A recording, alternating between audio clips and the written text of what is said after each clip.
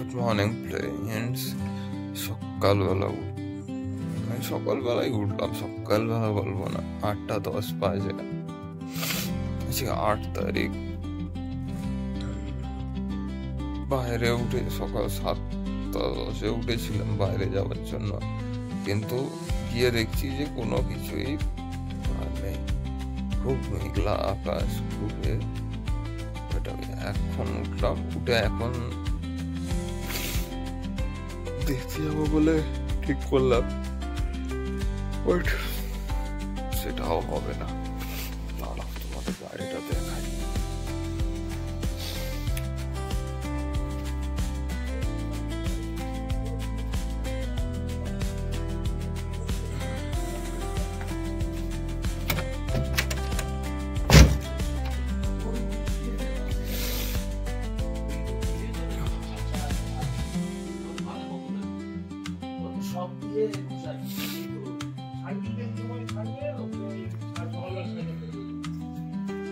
Morning টাইমটা এইরকম অবস্থা।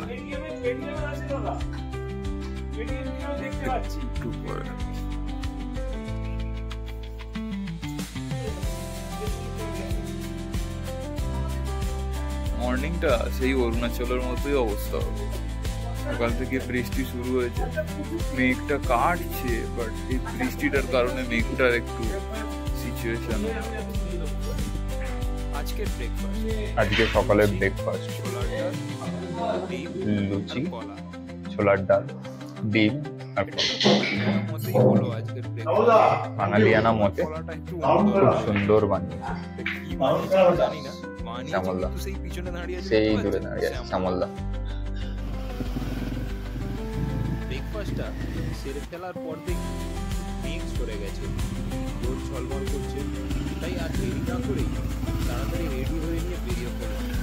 আশপাশটা একটু ঘুরে দেখাচ্ছি। চলো যাই, গিয়ে দেখি এখানে আশেপাশে দেখার জায়গা রয়েছে।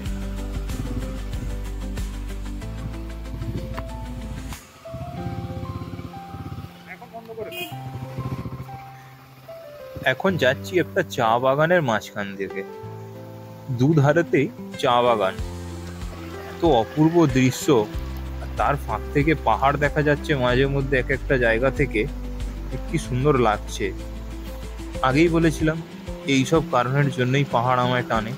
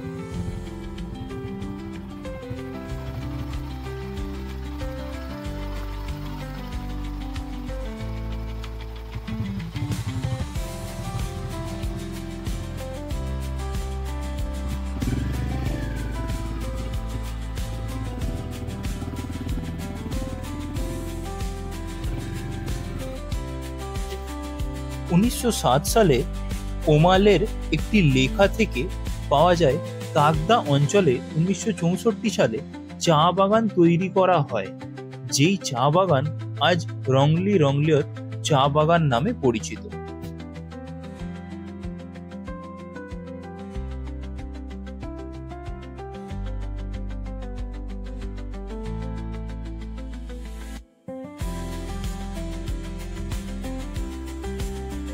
সামনেই দেখতে পাচ্ছেন রংলি রংলো ট্রি প্রসেসিং ইউনিট। এইখানে চা বাগানে চা তোলার পর এই জায়গাতে প্রসেস হয়। এখন অনেকটা পোড়ো ঝোড়ো হয়ে গেছে, এই দিকটা অ্যাকচুয়াল কাজ হয় না, হয় ওই দিকটাতে।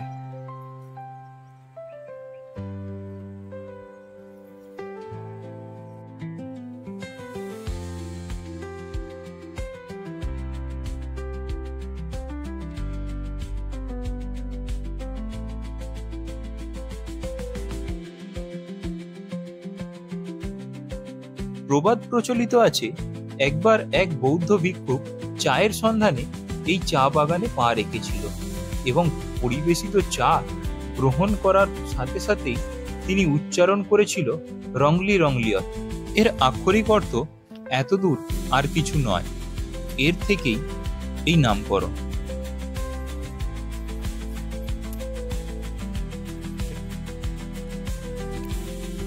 এই চা ব্র্যান্ডটি ডানকানসের প্রাচীনতম চা ব্র্যান্ডগুলির মধ্যে একটি।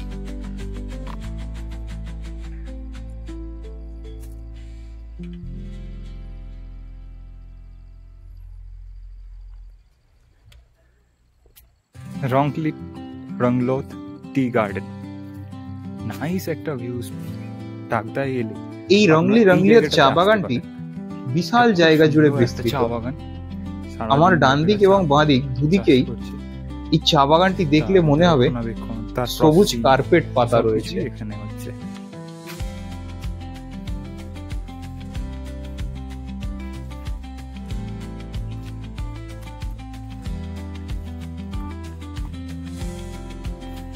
আমি আঙুল দিয়ে পিন পয়েন্ট করেছি, উপরটা ওইখানে একদম ফরেস্ট আছে, ডেন্স ফরেস্ট।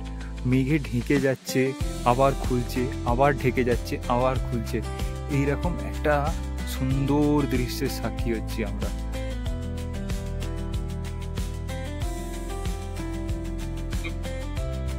মেঘ প্রতিনিয়ত খেলা দেখাচ্ছে এখানে, আর সে খেলা এত সুন্দরভাবে হচ্ছে যেটা আপনি নিজে চোখে না দেখলে বিশ্বাস করতে পারবেন না। এখন হয়তো আকাশটা পরিষ্কার লাগছে, বাট কিছুক্ষণের মধ্যেই আবার আকাশটা ঢেকে যাবে, আবার খুলে যাবে। এইভাবেই চলতে থাকছে প্রতিনিয়ত মেঘের দাপাদাপি।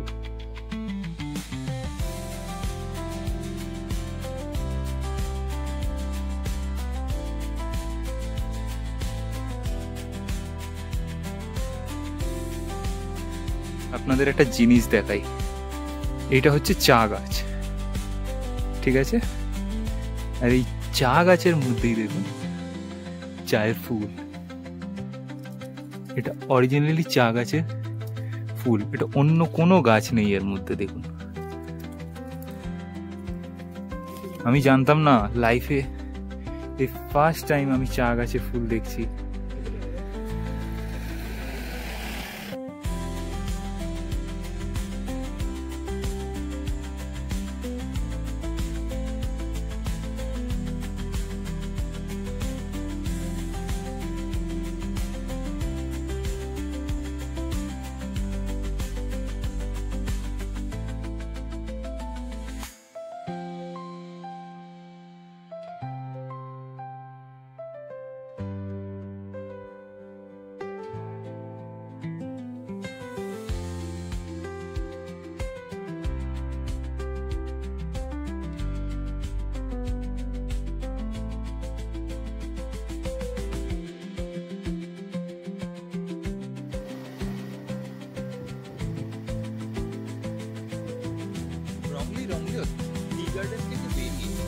পরবর্তী গন্তব্যের দিকে আমরা এগিয়ে চলি।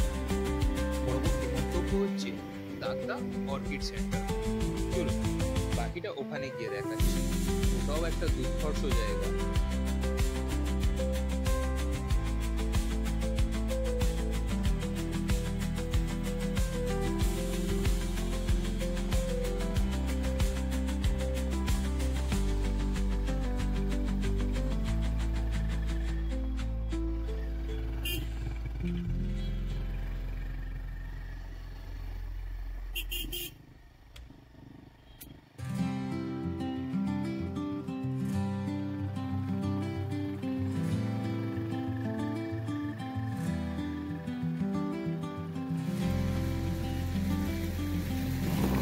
আমরা পৌঁছে গেলাম তাগদা অর্কিড সেন্টারে।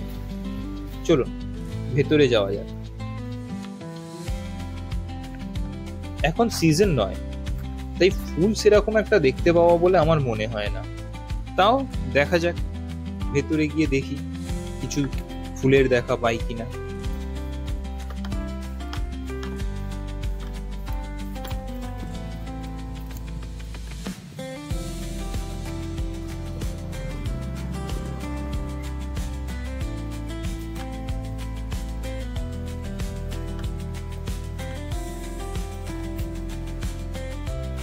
ঢুকেই প্রথমে চোখে পড়ল এই বার্গম্যানসিয়া সার্বুলেন্সটি, যা দেবদূতের অশ্রু নামেও বাংলায় পরিচিত।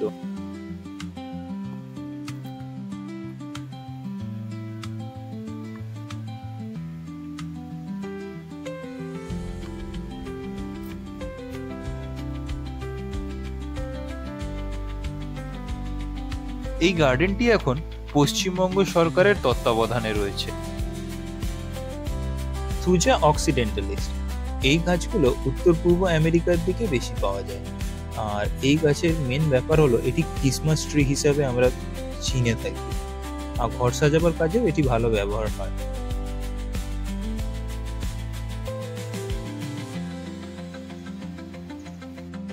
ভার্জিনিয়া সিলেটা, এটি ভারতে পাথর ফর বুটি নামে পরিচিত। এই গাছে খুব সুন্দর ফুল হয়।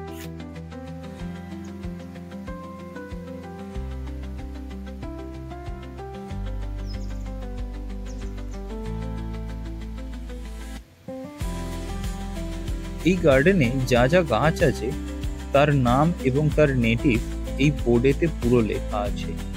আপনারা পড়লে বুঝতে পারবেন এখানে কত ধরনের গাছ আছে।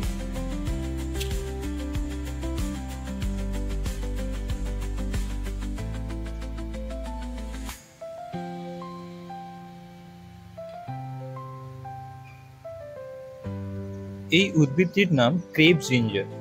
এটি দক্ষিণ এশিয়ার ও তার আশেপাশের অঞ্চলে বেশি দেখতে পাওয়া যায়।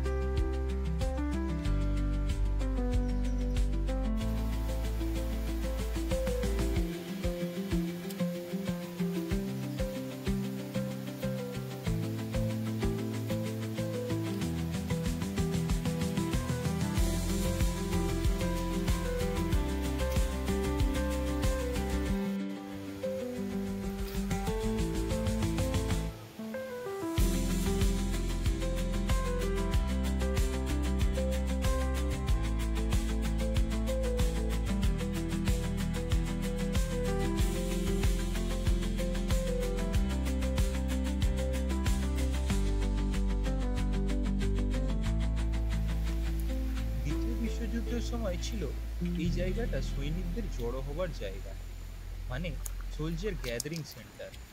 পরে ব্রিটিশরাই এই জায়গাটাকে অর্কিড সেন্টারে পরিণত করে, যা এক সময় ছিল এশিয়ার সব থেকে বড় অর্কিড সেন্টার। সেই সময় এখানে এক দুর্লভ ব্ল্যাক অর্কিডও পাওয়া যেত।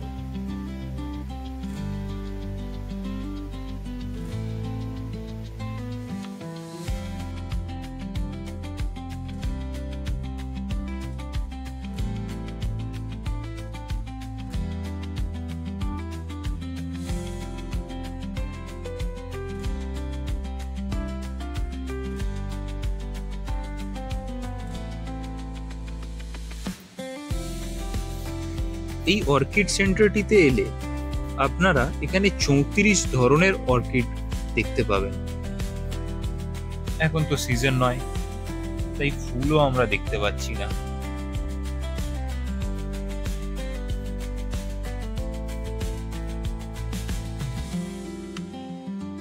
গাছগুলো নতুন ভাবে প্লান্ট করা হয়েছে।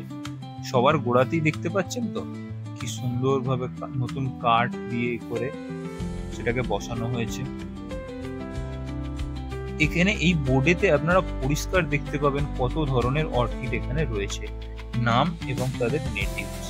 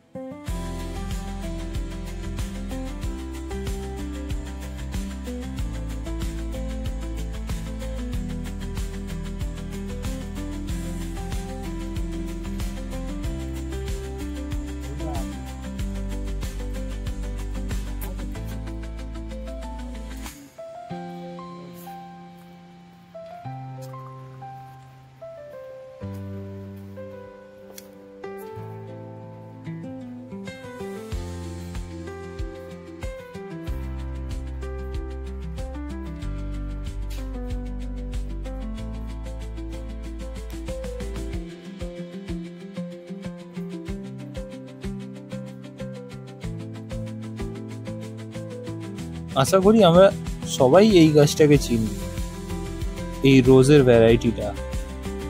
এই ভ্যারাইটিটার কি নাম আমাকে একটু কমেন্টে জানাবেন।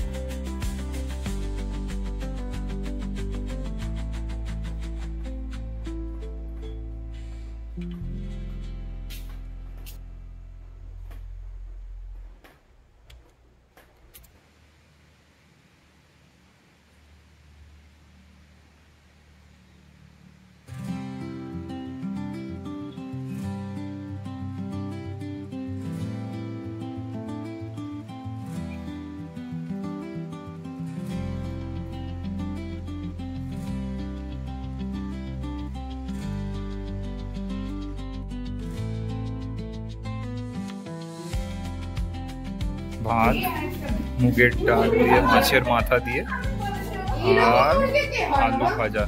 এটা একটা পাহাড়ি আলু, সুন্দর। শ্যামলদা বাঁধাকপির চচ্চড়ি দিয়ে গেল। খাবার মজাটা আরো বাড়িয়ে দিল এই পাবদা আর ইলিশ। এটা দুধের একটা প্রোডাক্ট, আর এটা বানিয়েছে আমাদের শ্যামলদা। এটা এত সুন্দর খেতে জিনিসটা, আমি লাইফে প্রথম খাচ্ছি। আমি এই জিনিস আমি কোনোদিন কোথাও খাইনি।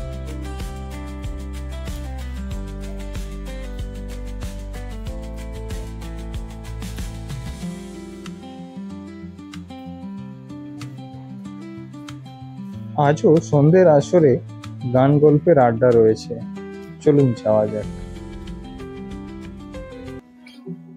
সেটা বলাটা বোধহয় যাবে না, বললে পরে একজনের সঙ্গে এখানে বিচ্ছেদ হয়ে যাবে। কাউকে না, ওর সঙ্গে যাকে বলবো সামনে বসিয়ে তার সঙ্গে বিচ্ছেদ হয়ে যাবে। তোমার ডানাত বিচ্ছেদ হয়ে যাবে। হ্যাঁ, বলছো ডানাত বিচ্ছেদ হয়ে যাবে। না ও না, যে শুনবে গল্পটা, মানে গল্পটা এরকমই যে আমি বলবো আর একজন শুনবে, এবং ডেফিনেটলি গল্পের শেষে তার সঙ্গে আমার 100% বিচ্ছেদ হবে। এটা বলার পর আর বেশি কিউরিওসিটি জাগছে কি গল্প, কিংবা কেউ যদি খুব এবার কেউ যদি শুনতে চাও তাহলে আমার সামনে এসে বুঝতে পারো, আমি বলতে পারি, বাকিরা শুনতে পারে। মানে ডিসক্লেমার হচ্ছে এটা যে বিচ্ছেদ হবেই হবে। ওর বাবা তোমার ঘরে বাস করে কারা মন জানো না, তোমার ঘরে বাস করে কয়েছো না মন জানো না, তোমার ঘরে বাস করে কয়েছো না।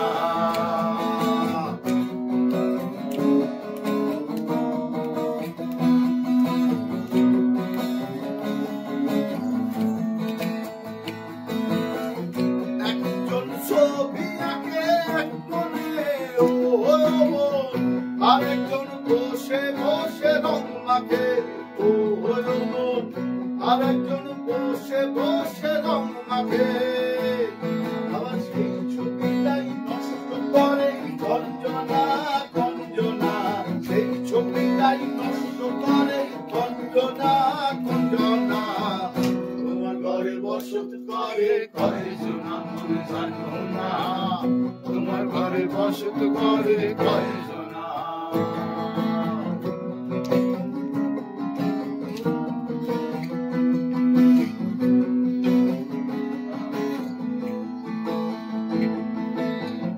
একজন সুতলে একটারে ও মন আর একজন মন্দির হাতে তাল ধরে ও মন আর একজন মন্দির হাতে তাল ধরে ওই বেসুর সুর ধরে দেখো কঞ্জনা কঞ্জনা বেসুর সুর ধরে দেখো কঞ্জনা কঞ্জনা তোমার ঘরে বসত করে করে সোনা ঘর বানাইয়া আমি রই আমি তো সে ঘরের মালিক নই। পরের জায়গা পরের জমিন ঘর বানাইয়া আমি রই আমি তো সে ঘরের মালিক নই বন্ধু আমি তো সে ঘরের মালিক নই ওই ঘরখানা যার জমিনদারি পাই না তার হুকুমদারি ঘরখানা যার জমিনদারি। আজ রাতের মেনুতে ছিল ফ্রাইড রাইস আর চিলি চিকেন, আর তার সাথে মিষ্টিতে ছিল সিমুই। ভিডিওটা ভালো লাগলে লাইক আর সাবস্ক্রাইব করতে ভুলবেন না কিন্তু। আবার দেখা হবে পরের একটি নতুন ভিডিওতে। বাই।